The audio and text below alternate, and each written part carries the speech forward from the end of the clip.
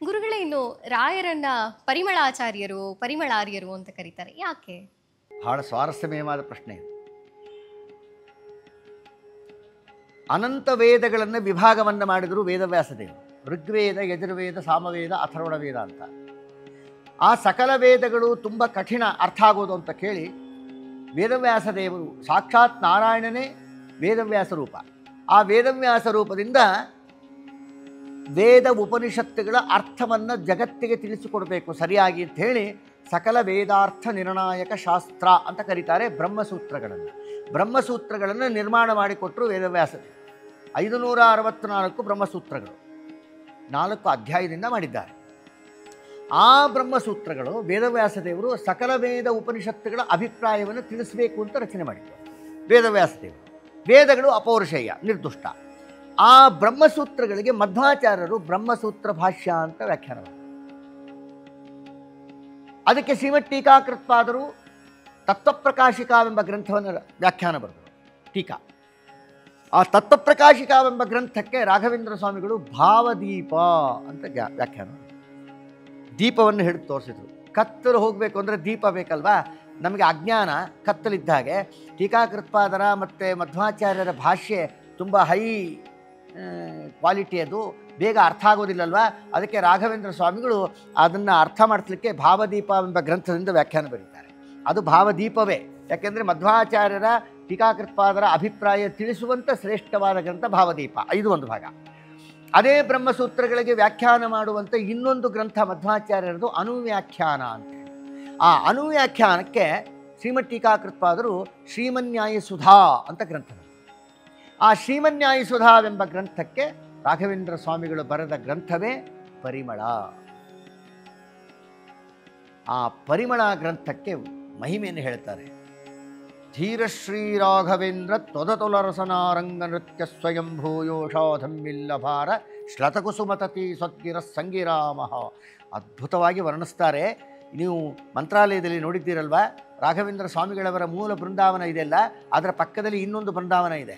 ವಾದೀಂದ್ರ ಸ್ವಾಮಿಗಳು ಅಂತಿದ್ದಾರೆ. ವಾದೀಂದ್ರ ತೀರ್ಥರು ರಾಘವೇಂದ್ರ ಸ್ವಾಮಿಗಳವರಿಗೆ ಮರಿಮೊಮ್ಮಕ್ಕ ಆಗ್ತಾರೆ.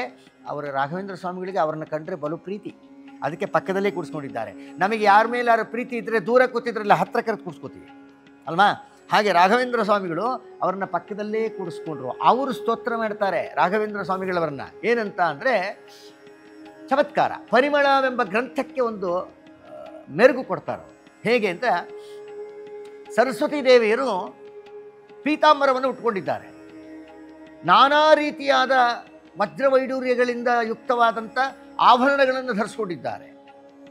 ಸರ್ವಾಲಂಕಾರ ಭೂಷಿತರಾಗಿದ್ದಾರೆ.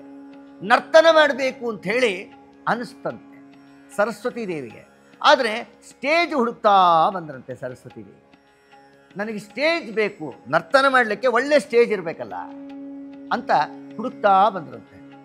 ಇದು ಸ್ಟೇಜು ತುಂಬ ಚೆನ್ನಾಗಿದೆ, ಇದು ಒಳ್ಳೆಯ ಸ್ಟೇಜು ಅಂತ ಹೇಳಿ ಸರಸ್ವತೀ ದೇವಿನೇ ಆರಿಸಿಕೊಂಡಂಥ ಸ್ಟೇಜ್ ರಾಘವೇಂದ್ರ ಸ್ವಾಮಿಗಳವರ ನಾಲಿಗೆ.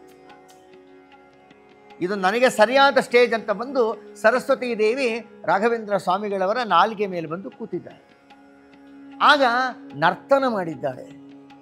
ನರ್ತನ ಮಾಡಿದಾಗ ಆ ಮಹಾತಾಯಿ ದೊಡ್ಡ ವಾಸನೆ ಮಲ್ಲಿಗೆ ಹೂವಿನ ಕುಚ್ಚನ್ನು ತುರುಬಿಗೆ ಮುಡುಕೊಂಡಿದ್ದಾಳೆ. ಅವಳು ನರ್ತನ ಮಾಡೋ ಕಾಲಕ್ಕೆ ಹಾವಭಾವಗಳನ್ನು ಮಾಡಿದಾಗ ಆ ವೈಬ್ರೇಷನ್ಗೆ ಆ ಮುಡುಕೊಂಡಿರುವ ತುರುಬಿನಲ್ಲಿ ಕಟ್ಟಿರುವ ಮಲ್ಲಿಗೆ ಹೂವಿನ ಕುಚ್ಚಿನಲ್ಲಿ ಒಂದೊಂದೇ ದಳ ಒಂದೊಂದೇ ದಳ ಒಂದೊಂದೇ ದಳ ನೆಲದ ಮೇಲೆ ಬೀಳ್ತಾ ಹೋದವಂತೆ. ಅದೆಲ್ಲ ಬಿದ್ದು ನರ್ತನ ಮುಗಿದ ಮೇಲೆ ಆ ಹೂವಿನೆಲ್ಲ ರಾಶಿ ಮಾಡಿದ್ರೆ ಅದೇ ಪರಿಮಳ. ಹೇಗೆ ಅಂತ ಉದಾಹರಣೆ ಕೊಡ್ತಾರೆ. ಇಲ್ಲಿ ಸರಸ್ವತಿ ದೇವಿ ನರ್ತನ ಮಾಡಿದ್ದು ಅಂದರೆ ರಾಘವೇಂದ್ರ ಸ್ವಾಮಿಗಳವರು ಮಾತನಾಡಿದ್ದು.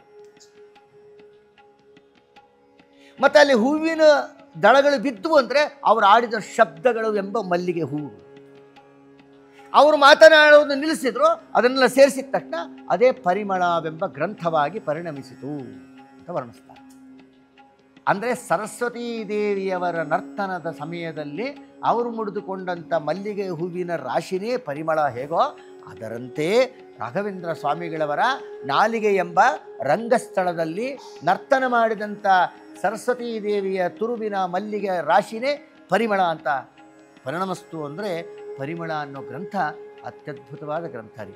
ಆ ಬ್ರಹ್ಮಸೂತ್ರಗಳು, ವೇದಗಳು, ಉಪನಿಷತ್ತುಗಳು ಅರ್ಥ ಆಗಬೇಕು ಅಂದರೆ ಶ್ರೀಮದ್ ಟೀಕಾಕೃತ್ಪಾದರ ಮಧ್ವಾಚಾರ್ಯರ ಗ್ರಂಥದ ಅಭಿಪ್ರಾಯ ಸರಿಯಾಗಿ ಬರಬೇಕು ಅಂದರೆ ರಾಘವೇಂದ್ರ ಸ್ವಾಮಿಗಳವರ ಪರಿಮಳವೆಂಬ ಗ್ರಂಥದ ಸಹಾಯ ಭಾಳ ಅತ್ಯವಶ್ಯಕ. ಲೋಕದಲ್ಲಿ ಜೋಡಿ ಶಬ್ದ ಇರುತ್ತೆ. ಗಂಡ ಹೆಂಡತಿ, ತಂದೆ ತಾಯಿ, ಅಣ್ಣ ತಮ್ಮ, ಅಕ್ಕ ತಂಗಿ, ಗುರು ಶಿಷ್ಯ ಹೇಳ್ತಾರಲ್ಲ. ಹಾಗೆ ವೇದಾಂತ ಸಾಮ್ರಾಜ್ಯದಲ್ಲಿ ಶ್ರೀಮನ್ಯಾಯ ಸುಧಾ ಅನ್ನೋದು ದೊಡ್ಡ ಮಹತ್ತರವಾದ ಗ್ರಂಥ. ಅದು PhDಗಿಂತ ದೊಡ್ಡದು. ಆ ಶ್ರೀಮನ್ಯಾಯ ಸುಧಾ ಅನ್ನೋ ಗ್ರಂಥಕ್ಕೆ ಜೋಡಿ ಶಬ್ದ ಪರಿಮಳ, ಸುಧಾ ಪರಿಮಳ, ಸುಧಾ ಪರಿಮಳ ಅಂತ ಕರೀತಾರೆ. ಅಂದರೆ ಶ್ರೀಮದ್ ಜಯತೀರ್ಥರ ಮೇರು ಗ್ರಂಥವಾದಂಥ ನ್ಯಾಯಸುಧೆಯನ್ನು ಅರ್ಥ ಮಾಡಿಕೊಳ್ಳಬೇಕು ಅಂದರೆ ನಮ್ಮ ಕರುಣಾಳುಗಳಾದ ರಾಘವೇಂದ್ರ ಸ್ವಾಮಿಗಳವರ ಪರಿಮಳ ಗ್ರಂಥವನ್ನು ಅಧ್ಯಯನ ಮಾಡಬೇಕು. ಆವಾಗ ನಾವು ರಾಘವೇಂದ್ರ ಸ್ವಾಮಿಗಳವರ ನಿಜವಾದ ಭಕ್ತರು ಅಂತ ಅನ್ಸ್ಕೊತೀವಿ. ಇನ್ನೊಂದು ಪ್ರಶ್ನೆ ಮಾಡಿದ್ರಿ, ಪರಿಮಳ ಪ್ರಸಾದ. ಹೌದು, ಪರಿಮಳ ಪ್ರಸಾದ ಮಂತ್ರಾಲಯದಲ್ಲಿ ಕೊಡುವಂತಹ ಪ್ರಸಾದಕ್ಕೆ ಪರಿಮಳ ಪ್ರಸಾದ ಅಂತ ಯಾಕೆ ಕರೀತಾರೆ ಅಂದರೆ ಸ್ವಲ್ಪ ಸಾವಕಾಶ ಇದೆ ಅರ್ಥ ಇದಕ್ಕೆ. ರಾಘವೇಂದ್ರ ಸ್ವಾಮಿಗಳವರು ಪರಿಮಳಾಚಾರ್ಯರು ಅಂತ ಪ್ರಸಿದ್ಧರು. ಪರಿಮಳಾಚಾರ್ಯರ ಪರಿಮಳ ಸ್ವೀಕಾರ ಮಾಡಬೇಕಲ್ವ. ಇನ್ನು ಪರಿಮಳಾಚಾರ್ಯರು ಮಾಡಿದ ಪರಿಮಳ ಎಷ್ಟು ಜನ ಸ್ವೀಕಾರ ಮಾಡ್ತಾರೆ?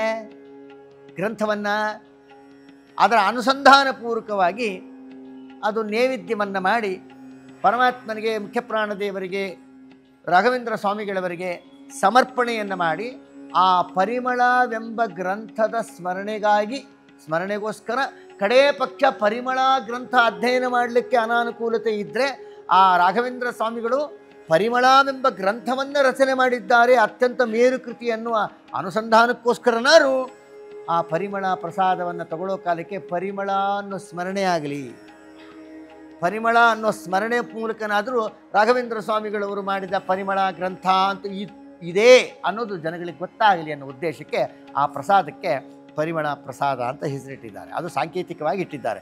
ಮುಖ್ಯ ಅಭಿಪ್ರಾಯ ಏನೋ, ರಾಘವೇಂದ್ರ ಸ್ವಾಮಿಗಳವರನ್ನು ಇತಿಹಾಸ ಹೇಳುತ್ತೆ ಪರಿಮಳಾಚಾರ್ಯ ಅಂತ. ಪರಿಮಳಾಚಾರ್ಯರ ಅನುಗ್ರಹ ಆಗಬೇಕು ಅಂದರೆ ಪರಿಮಳಾಚಾರ್ಯರ ಪರಿಮಳ ನಾವು ಆಸ್ವಾದಿಸಬೇಕು ಅಂದರೆ ಶಾಸ್ತ್ರವನ್ನು ಅಧ್ಯಯನ ಮಾಡಬೇಕು. ಎಲ್ಲರಿಗೂ ಆಗೋದಿಲ್ಲ ಅಲ್ವಾ? ಆದ್ದರಿಂದ ಪ್ರಸಾದ ರೂಪದಲ್ಲಿ ಕೊಟ್ಟಾಗ ಆ ಗ್ರಂಥದ ಸ್ಮರಣೆ ಯಾರು ಆಗಲಿ ಅನ್ನೋ ಕಾರಣಕ್ಕೆ ಪರಿಮಳ ಪ್ರಸಾದ ಅಂತ ಕರೆಯುವ ಒಂದು ಸಂಪ್ರದಾಯವನ್ನು ಅನುಚಾನವಾಗಿ ಹಿಂದಿನಿಂದ ಹಿರಿಯರು ಹೇಳ್ತಾ ಬಂದಿದ್ದಾರೆ. ಇನ್ನು ಗುರುಗಳೇ, ರಾಘವೇಂದ್ರ ಸ್ವಾಮಿಗಳವರು ಮಂತ್ರಾಲಯದ ಪರಂಪರೆಯಲ್ಲಿ ಬಂದಂಥ ಯತಿಗಳು. ಆ ಹಿಂದೆ ಅದಕ್ಕೆ ಬೇರೆ ಹೆಸರು ಇತ್ತು. ಆದರೆ ಯತಿಗಳನ್ನು, ಪೀಠಾಧಿಪತಿಗಳನ್ನು ಹೇಳುವಾಗ ತೀರ್ಥರು ಅಥವಾ ಶ್ರೀಗಳು ಅಂತ ಕರಿತೀವಿ. ಆದರೆ ರಾಯರಿಗೆ ಮಾತ್ರ ಯಾಕೆ ರಾಯರು ಅನ್ನೋದು ಬಂತು? ರಾಯರು ಅನ್ನೋದು ಯೂಶಲಿ ಗೃಹಸ್ಥರಿಗೆ ಕರೆಯುವಂಥ ಹೆಸರಲ್ವೇ? ಆದರೂ ಕೂಡ ರಾಯರು ಅಂತಲೇ ಫೇಮಸ್ ಯಾಕೆ? ಒಳ್ಳೆ ಪ್ರಶ್ನೆ. ತೀರ್ಥರು ಅನ್ನೋ ಶಬ್ದವು ರಾಘವೇಂದ್ರ ಸ್ವಾಮಿಗಳವರಿಗೆ ಇದ್ದೇ ಇದೆ, ಅದು ಅಂಡರ್ಸ್ಟುಡ್. ಅದು ಯತಿಗಳಿಗೆ ತೀರ್ಥರು ಅನ್ನೋದು ಸಿದ್ಧಾಂತ. ಅದು ತೀರ್ಥ ಅನ್ನೋ ಶಬ್ದಕ್ಕೆ ಅರ್ಥ ಏನು ಅಂದರೆ, ತೀರ್ಥ ಅಂದರೆ ಜ್ಞಾನ ಅಂತ ಅರ್ಥ. ಯಾರ್ಯಾರು ಜ್ಞಾನಿಗಳಿದ್ದಾರೋ ಅವರನ್ನೆಲ್ಲ ತೀರ್ಥರು ಅಂತ ಕರೀತಾರೆ. ಆದರೆ ರಾಯರು ಅಂತ ಯಾಕೆ ಕರೀತಾರೆ? ಸಲಿಗೆ. ಅಪ್ಪ ಸಾಮಾನ್ಯವಾಗಿ ಲೋಕದಲ್ಲಿ ನೋಡ್ರಿ, ಅಪ್ಪನನ್ನು ಅಪ್ಪ ಅಂತ ಕರಿಬೇಕು. ತುಂಬ ಜನ ಅಣ್ಣ ಅಂತ ಕರೀತಾರೆ ಅಲ್ವಾ? ಆದರೆ ನೀವು ಅದನ್ನು ಮಾರ್ಮಿಕವಾಗಿ ನೋಡಿದಾಗ ತಂದೆನ ಅಣ್ಣ ಅಂತ ಕರಿಬೋದಾ? ಜೊತೆಯಲ್ಲಿ ನಮಗಿಂತ ದೊಡ್ಡವನಾಗಿ ಹುಟ್ಟಿದವನನ್ನು ಅಣ್ಣ ಅಂತ ಕರೆಯುವ ಸಂಪ್ರದಾಯ ಇರೋದು ಲೋಕದಲ್ಲಿ ಕಾಣೋದು. ಆದರೆ ಜನ್ಮ ಕೊಟ್ಟವರನ್ನು ಅಣ್ಣ ಅಂತ ಕರೆಯುವುದು ಹೇಗೆ? ಮುದ್ದು ಜಾಸ್ತಿ ಆದಾಗ ಕರೀತಾರೆ ಅಣ್ಣ ಅಂತ. ತಂದೆನ, ಜನ್ಮ ಕೊಟ್ಟ ತಂದೆನ ಅಣ್ಣ ಅಂತ ಕರೆಯೋದು ಯಾತಕ್ಕೆ ಕೇಳಿದ್ರೆ, ಅತಿಯಾದ ಪ್ರೀತಿ, ಆ ಪ್ರೀತಿಯ ಸಂಕೇತ. ಹಾಗೆ ರಾಘವೇಂದ್ರ ಸ್ವಾಮಿಗಳು ಅಂದರೆ ನಮಗೆ ಪ್ರಾಣ. ಆ ಸಲಿಗೆಯಿಂದ ಅವ್ರನ್ನ ರಾಯರು ಅಂತ ಕರೀತಾರೆ.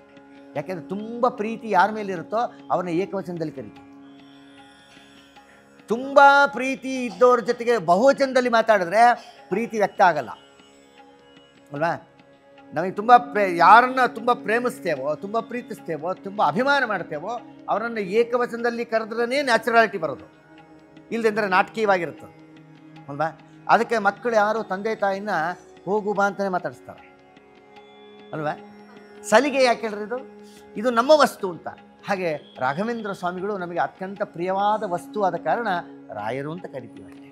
ರಾಯರು ಅನ್ನೋದು ಪ್ರೀತಿಯಿಂದ ಕರೆಯೋ ಹೆಸರು. ಮತ್ತು ಅಷ್ಟೇ ಅಲ್ಲ, ರಾಯರು ಅನ್ನೋ ಶಬ್ದಕ್ಕೆ ಗೃಹಸ್ಥರು ಅಂತ ಹೇಳಿದ್ರಿ. ಗೃಹಸ್ಥರ ಕೆಲಸ ಏನು ಗೊತ್ತಾ? ಸನ್ಯಾಸಿಗಳ ಸಂರಕ್ಷಣೆ ಮಾಡೋದು.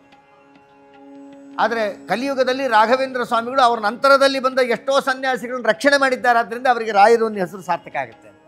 ಈ ರೀತಿಯಾಗಿ ಅದು ಸಾಂಕೇತಿಕವಾಗೂ ಹೇಳ್ಬೋದು, ಅದರಲ್ಲಿ ಅರ್ಥವೂ ಇದೆ. ಆದ ಕಾರಣ ರಾಘವೇಂದ್ರ ಸ್ವಾಮಿಗಳವರನ್ನು ಹಿಂದಿನ ಹಿರಿಯರೆಲ್ಲ ರಾಯರು ಅಂತ ಕರೆದಿದ್ದಾರೆ.